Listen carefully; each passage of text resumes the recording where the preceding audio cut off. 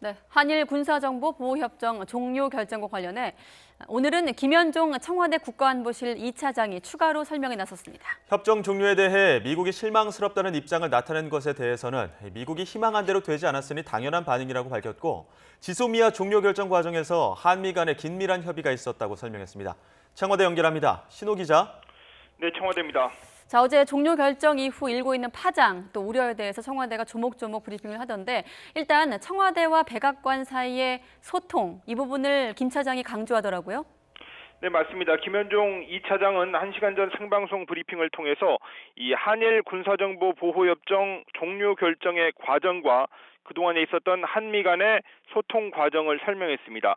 이 김현종 차장은 한미 양국이 청와대와 백악관 사이에서 아주 긴밀하게 소통했고 협의했다는 점을 특별히 강조했습니다. 직접 들어보겠습니다.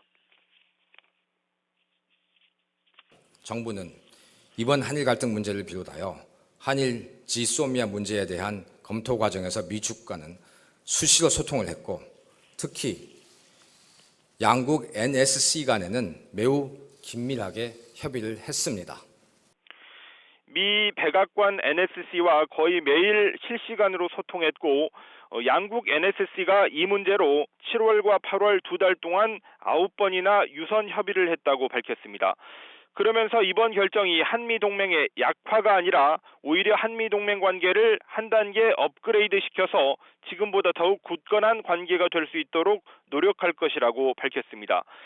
이어서 정부는 앞으로 국방예산 증액과 군 정찰 위성 등 전략자산 확충을 통해서 우리의 안보 역량 강화도 적극적으로 추진하겠다고 설명했습니다. 현재 우리는 한 개도 갖고 있지 않지만 일본과 중국은 30개 이상 보유한 정찰용 위성 등을 거론하면서 더 투자를 할 필요가 있다고 강조했습니다. 이 독자적인 정보 수집과 분석 능력을 강화하면 동맹국들이 우리에 대한 의존도도 높일 것이라고 설명했습니다.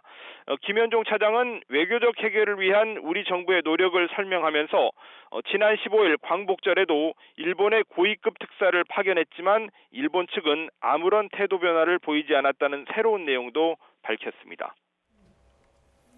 네, 미국 정부에서 이번 결정에 대해 우려와 실망을 표현했는데 이에 대해서 청와대는 어떻게 설명했습니까?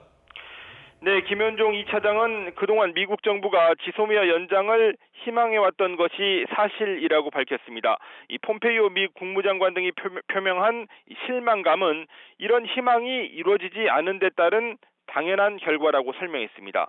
이 김 차장은 우리 정부가 국익과 재반 상황을 종합적으로 고려해서 미국 측에 앞으로도 적극적으로 설명해 나갈 것이라고 밝혔습니다.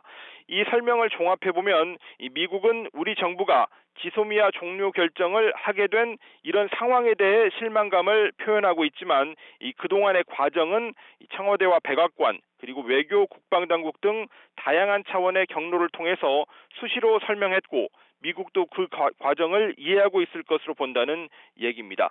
이 문재인 대통령과 트럼프 미국 대통령의 한미 정상 간 통화가 이뤄질 것인지에 대해서는 오늘도 청와대와 백악관 핵심 관계자 차원의 대화가 있었다면서 이 필요하면 언제든지 한미 정상이 통화할 수 있다고 말했습니다.